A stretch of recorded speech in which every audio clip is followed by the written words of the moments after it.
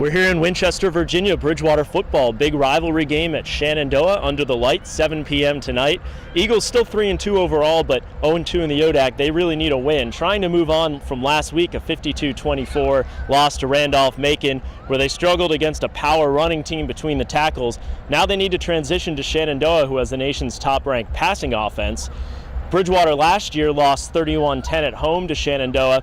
For that game, both Brendan Mettery and Jay Scroggins, Bridgewater's top two quarterbacks, were out with injuries. So the Eagles went with Kyle Edwards, a freshman who had come into the year at 4th in the depth chart and was making his first collegiate start. The Eagles moved the ball a bit early on, but a couple of red zone turnovers and a quick 21-point unanswered run by Shenandoah in the third quarter was ultimately their undoing. Let's check out a few highlights from that matchup last year. Why not? Delaney up the middle. He's got to be in. That's a touchdown. He is. With a lone setback. Bosman back to pass. Here comes the rush. Throws over the middle. Touchdown. That is a wonderful. They hand it off to Delaney. He evades one tackle, evades He dropped a couple the ball. more. Looks like he lost the football. Still on his feet, down to the 10, to the 5. Touchdown. Great. Now, for Eagles fans who may not know, Edwards is actually on the roster now as a walk-on quarterback at Alabama, the #1 ranked team in college football. Now, speaking of ranked #1, Shenandoah's passing offense is ranked #1 in Division III. Quarterback Hayden Bosserman leads the nation in passing yards. He's the only player with over 2,000 yards so far this season in Division III, and he's second in the nation in passing touchdowns.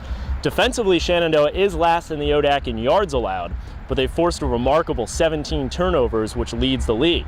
Let's see what Coach Clark had to say this week about tonight's matchup. He's not a guy. This isn't one of those games, Jimmy, that's going to be about yardage. He's going to get his yardage. I mean, just the fact that he's hot, some of the throws that he's making, he's not throwing to wide open receivers. I mean, he's thrown some really money balls, and he's also gotten some skilled kids that have made some great runs. So this is one of those games, I look at it like we had to look going on the road last year against Guilford, and we preached all week to our defensive people. It's not a game that's going to be about yardage and statistics. It's going to be a game that's going to be about stops. When do you get going to be stops? It's going to be about a game where when the field gets shortened, you have to do a good job to defend it, when we get into the red zone and on our side of the 50. And then somewhere along the line too, we got to force those turnovers and take advantage of it and be secure with the ball on our part.